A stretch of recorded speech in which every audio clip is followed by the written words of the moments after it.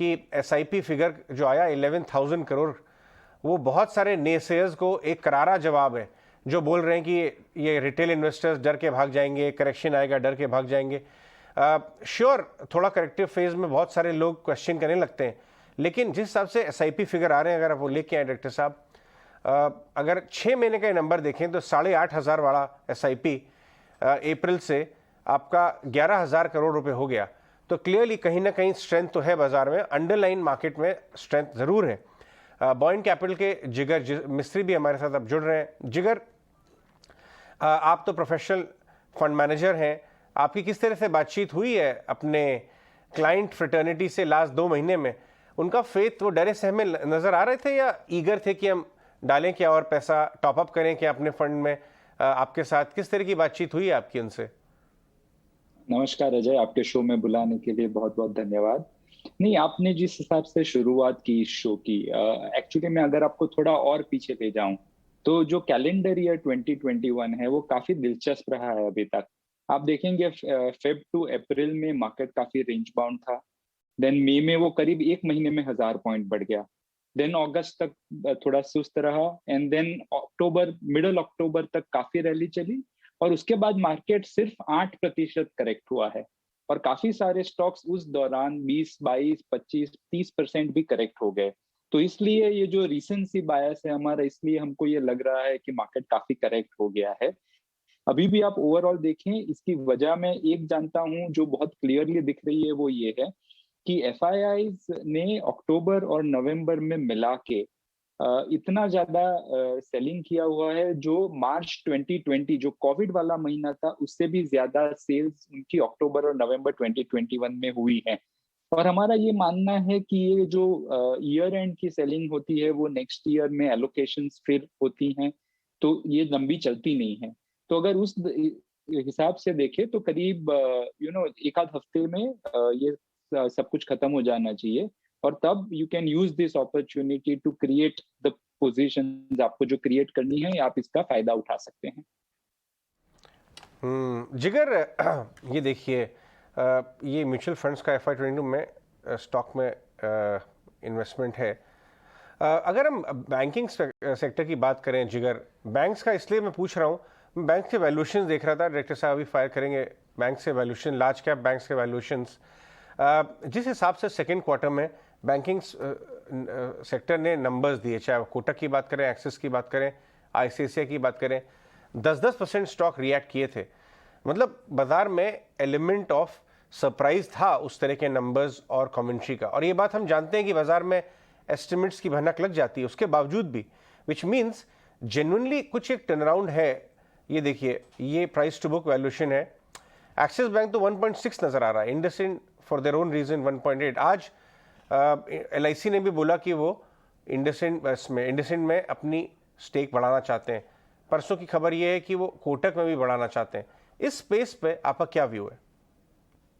अजय, हम इसमें बहुत ही कंस्ट्रक्टिवली देख रहे हैं। बैंकिंग स्पेस अगर आप देखें तो जो ये सेकंड क्वार्टर के नंबर आए थे उनके, वो काफी रिकॉर्ड प्रॉफिट्स थे एंड मोर देन दैट उनकी जो कमेंट्री थी कॉन्फ्रेंस कॉल्स पे वो काफी ही कंस्ट्रक्टिव थी। तो बैंकिंग में दो ही चीज है, एक है आपकी ग्रॉस बैड एसेट फॉर्मेशन कैसे हो रही है, जो NPAs है वो कितने बढ़िया घट रहे हैं, एंड सेकेंडली आपकी ग्रोथ कैसे आ रही है, लोन की मान लीजिए, NII की मान लीजिए। वो दोनों ही इसमें हमें लगा कि ये काफी कंस्ट्रक्टिव कमेंट्री थी।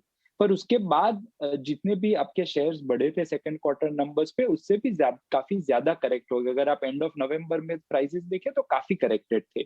हमारा ये मानना है कि जो FII पोर्टफोलियोज हैं, और उस पर हमने एक नोट भी लिखा था जो ET में पब्लिश हुआ था, इकोनॉमिक टाइम्स में, कि जो ज्यादातर FII का पोर्टफोलियो ओवरवेट है, उसमें अगर आप टॉप 10 स्टॉक्स देखें उसमें से 6 बैंकिंग सेक्टर के स्टॉक्स हैं। तो इसलिए जब वो उनका सेलिंग होता है मार्केट में तो वही बिकता है जो उनके पास है, एंड देयरफॉर इतने ज्यादा करेक्ट हो गए। इसमें अगर आपकी आप जो हमें पसंद है स्टॉक्स जो हमारे पोर्टफोलियो में है, वो है ICICI bank, SBI, federal bank, Canara bank. आपने एक्सिस बोला, वो भी काफी इंटरेस्टिंग है। इंडसइंड बैंक, हमारे हिसाब से वो इसकी वैल्यूएशन आप 1.8 बता रहे, पर हमारे हिसाब से काफी कम है अगर आप फ्यूचर के नंबर मान के चले, Axis also is at only 1.1 times. तो काफी कंस्ट्रक्टिवली पॉइज्ड है। It is one of our best preferred sectors at this point.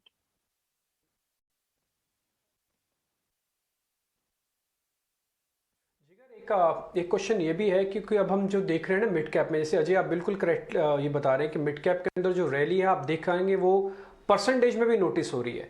गिरने वाला जो मोस्ट टूटने वाला शेयर HFCL वो आज 5% नीचे है, लेकिन बढ़ने वाला क्रेडिट एक्सेस आज 11-12% ऊपर है। तो ये फर्क ये भी दिखता है कि एग्रेसिव होके काफ़ी मिड कैप में बाइंग आ रही है। लेकिन ये बाइंग आगे किस सेगमेंट में आएगी, ये वो सेगमेंट है जो क्रिटिकली बहुत इंपॉर्टेंट है। जैसे कि इंडिया एनर्जी एक्सचेंज, ये शेयर बहुत अच्छा चला। कैपिटल गुड्स के शेयर पिछले 4 दिन से बहुत अच्छे चल रहे हैं।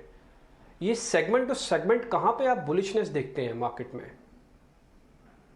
जो हमारे हिसाब से सेगमेंट है वो आप एक बताया, इंफ्रास्ट्रक्चर प्लेस। इंफ्रास्ट्रक्चर अगर आप सेक्टर देखें, कैपिटल गुड्स, तो उनकी 2 साइकिल अगर आप लास्ट 21 साल का आंकलन करें तो उसमें 2 साइकिल उनको बहुत स्ट्रांग मिली थी। मार्च 2000 टू 2002 जो डाउन साइकिल थी उसमें they were the best performing sector, और फिर जो अपमूव आया 2008 तक, 2002 से 2008 तक, उसमें द एंटायर सेक्टर 19 टाइम बढ़ा था और काफी काफी सारे स्टॉक्स 40-50 टाइम बढ़े थे। तो उसके बाद जो 2008 के बाद जो शुरू हुआ है, एक्सेस कैपेसिटी टेकआउट हुई है, वो करीब 12-13 साल का अंडर परफॉर्मेंस है, जो अभी ये सब stocks are trying to come out of that.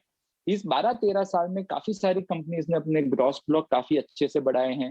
Obviously आप देखिए कॉर्पोरेट केपेक्स कहीं गया नहीं है, गवर्नमेंट इंफ्रास्ट्रक्चर स्पेंड भी काफी लिमिटेड मात्रा में हो रहा है। तो अगर इस पे कुछ दिखता है कि आगे चल के कुछ इंप्रूवमेंट हो रही है, तो काफी सारे इसमें स्टॉक्स है जो बहुत इंटरेस्टिंग जंक्चर पे हैं। उसके अलावा 1-2 केमिकल कंपनीज जो कमोडिटी नहीं है वो हमारे पोर्टफोलियो में है। काफी कमोडिटी केमिकल स्टॉक्स आप सही बता रहे हैं, काफी करेक्ट हुए हैं ओवर द लास्ट 2 वीक्स। पर जो 2 स्टॉक हमें पसंद है और हमारे पोर्टफोलियो में है, एक है फ्लोरोकेम, गुजरात फ्लोरोकेम, हम करीब 4 साल से उसको ओन करे जा रहे हैं, और दूसरा एक स्टॉक है सुदर्शन केमिकल। उन दोनों में हमें काफी रुचि खुलती हुई नजर आ रही है। थर्डली कमोडिटी स्पेस एक काफी इंटरेस्टिंग स्पेस अभी बन रहा है। आपने देखें अगर कि जो रीओपनिंग के बाद काफी कमोडिटी स्टॉक्स चले, उसमें कुछ अंतराल ये भी था कि आपका सप्लाई चेन पूरा कंस्ट्रेंट था। आपने देखा बाल्टिक फ्रेट इंडेक्स काफी ऊपर चला गया, काफी ग्लोबल ट्रेड में आपत्ति आ गई, जिसके कारण ये commodity price of commodity went up dramatically. हमें लग रहा है उस पर एक थोड़ी सी सेटबैक हो सकती है। कमोडिटी वैल्यूएशंस आप जानते हैं वो बहुत ही सिक्लिकल स्टॉक्स हैं। The right time to get out of some of this commodity names is, हो सकता है कि वो पीक में आपको थोड़ा सा गेन छोड़ के निकलना पड़े। तो हमने ओवर द लास्ट मंथ थोड़ा सा उस पर एक स्टेप बैक लिया है। हमने कमोडिटी साइकिल खूब खेली ओवर द लास्ट 6 और 8 मंथ्स, पर एक उस पर स्टेप बैक ले रहे हैं और select commodity, select chemical space और बैंकिंग स्पेस में हमारी रुचि ज्यादा है अभी। ये आप अगर आप कैपेक्स थीम को देख रहे आते हुए, तभी आपके पास कॉर्पोरेट बैंक है, तो आप इंजीनियरिंग और मिड टियर जो पूरा सप्लाई चेन के जो पार्ट्स होते हैं जो लार्ज कैपेक्स के अंदर यूज होते हैं, उसको आप कौन सी कंपनीज के थ्रू खेल रहे हैं? ऑटोमेशन, इंजीनियरिंग, कैपिटल गुड्स वाला जो मिड टियर होता है। जो हमारे पास स्टॉक्स हैं अजय, वो आप बात सही है, पर हमारा स्टेज अभी भी वो इवैल्यूएशन स्टेज पे है अभी, क्योंकि जितना भी हाई फ्रीक्वेंसी डेटा देखें हम, उससे ये व्यतीत नहीं हो रहा है कि ये साइकिल टर्न हो चुका है। कंक्लूसिवली साइकिल टर्न हो चुका है कि नहीं, ये अभी नहीं दिख रहा है। एंड बहुत सारे स्टॉक्स इसमें ये सेकंड लेग और थर्ड डेरिवेटिव के प्लेस होते हैं। तो केपेक्स बढ़ जाता है, उसके बाद आपके स्टॉक्स करेक्ट ये इंप्रूव होना शुरू होते हैं। बट एक जो स्टॉक हमारे पास है वो एनसीसी है, जो हम इवेल्युएट कर रहे हैं अभी, वो थर्मैक्स है। वो हमें काफी इंटरेस्टिंग लग रहा है, पर हमने अभी खरीदी शुरू नहीं की उसमें। और कुछ ऑटो एंसिलियरी स्पेस में बहुत इंटरेस्टिंग नाम आ रहे हैं, जो केवल इंडिया रीओपनिंग पे नहीं बट ग्लोबल रीओपनिंग पे आप खेल सकते हैं। Likes of Bharat Forge, Ramkrishna forging, और एक स्मॉल कैप कंपनी जो आप इंजीनियरिंग तो नहीं बोल सकते उसे, बट एक एक्सपोर्ट लेड इंडस्ट्री को बिलोंग करती है, जो है पोकरना, जो ग्रेनाइट और क्वार्ट्ज का एक्सपोर्ट करती है। तो इन शेयर्स में हमारा अभी एक्सपोजर है। अभी हम इवेल्युएट करेंगे और हमें लगा और कंक्लूसिव स्टेप्स दिखे तो हम आगे चल के आपसे और बात करेंगे कि अगर कुछ शेयर्स में निवेश हो पाया है हमसे या नहीं। Right. Mid tier IT stocks में आपका क्या व्यू है? अभी तो बहुत सारे इंटरेस्टिंग आईपीओज भी आ रहे हैं, डेटा पैटर्न है, MapmyIndia technology led RateGain है, उसमें आपने स्टडी किया है क्या उस एरिया में? जो हमारे पास स्टॉक्स हैं अजय वो ये हैं कि लार्ज कैप में हमें लगता है कि वैल्यूएशन काफी फुल है, और उसमें जो लार्ज कैप आईटी में सिर्फ एक जो स्टॉक है हमारे पास है वो HCL टेक है।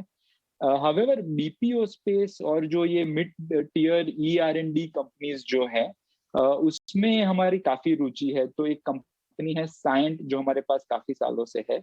Allsec is another one of those place which we have, and third is E-Clerks जो ये स्पेस में है, और फोर्थ इज फर्स्ट सोर्स।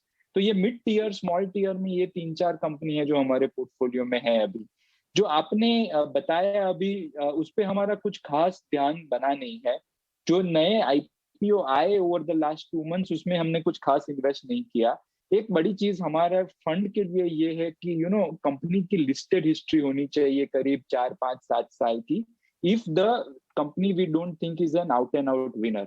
तो अनलेस ये हिस्ट्री हम बना नहीं लेते उनके साथ, इनफ कॉन्वर्सेशन नहीं हो जाती, हमने देख नहीं लिया है कि कैसे 1-2 साइकिल ये कंपनीज ने खेली है, तब तक हम इतना जल्दी जाके उसमें इन्वेस्ट नहीं करते हैं। तो इसलिए आपने जो नाम लिए उसमें से कुछ हमारे पास है नहीं स्टॉक आज की तारीख में।